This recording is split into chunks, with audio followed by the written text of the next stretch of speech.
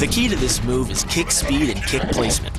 Powered by the rotation of the hips and the strongest muscles in the body, the quadriceps, at the point of contact, the kick is traveling 25 miles per hour and can impart 550 pounds of force. The wider the foot travels from the center of its axis, the more speed and power it picks up. More than enough to cause a knockout or concussion. Delivered to the neck, it can fracture the cervical vertebrae. The rotation of the torso is the basis for the strike's power. Because the torso has an effective mass far greater than the arms, its rotation can impart up to 400% more force to your target. And the last-minute rotation of the wrist can magnify that force even more. These alternating points of leverage are the basis for the move.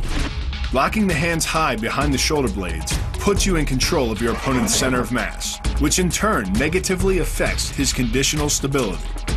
Dropping the hands behind the lower back and driving your chin into the chest further disturbs his center of mass and makes resistance from this position nearly impossible. The application of maximum force ensures you maintain control while driving your opponent to the ground. The first elbow strike can accelerate to a speed of 25 miles per hour in less than a quarter of a second. Less than a third of a second later, the initial strike is followed by another, equally devastating shot. By employing the bony tip of the elbow, these strikes deliver a double dose of injury-producing energy and can result in a broken nose, facial fractures, or a wicked cut. By propelling your body into the air, you effectively become a human missile, hurling your entire body mass into your opponent's gut. The force created by the body's forward momentum is partially absorbed by your opponent, which can knock the wind out of him or even crack a rib. But the coup de grace is the elbow chop. Impacting with the head at nearly 15 miles per hour, a solidly landed elbow to the head's frontal bone can knock your opponent out, fracture his skull, or cause serious spinal cord damage. Leaning back slightly and driving the knee up utilizes the full power of the thigh, and the foot accelerates up to 16 miles an hour in just 1/4 of a second. That's twice the acceleration speed of a Porsche. Coupled with the rotation of the hips, the kick can impart 450 pounds of force upon impact with the ribs. When executed perfectly, it's a motion similar to cracking a 2x4 with a sledgehammer.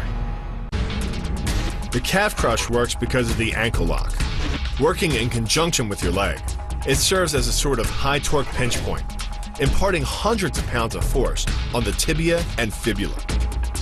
The tibia and fibula are some of the strongest bones in the human body, but creating this pinch point allows you to deliver enough force to easily break them, which leaves your opponent with two choices: tap out and admit defeat, or risk permanently losing the use of your leg.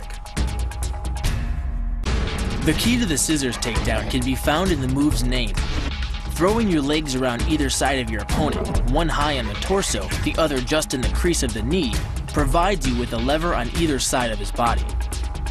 It's literally like a piece of paper between two blades of a scissor, only instead of slicing through paper, you're using a combination of potential and kinetic energy to cut through your opponent's center of gravity. The downward force exerted on his gi pulls your opponent across his tipping point. Along with your body weight, you generate enough instability in your opponent to drive his body to the mat, like a child tossing around a rag doll. The hip throw capitalizes on the body mechanics of both you and your opponent. Thrusting your hips into your opponent's waist creates a pivot point around which his arm is the lever. With your legs between his, you've created a center of gravity significantly lower than your opponent's. This imparts maximum instability and helps you maintain control while throwing him over your hip. The throw, coupled with the downward force of gravity, generates a speed of 8 miles per hour, which can create more injury-producing impact energy than falling down a small flight of stairs.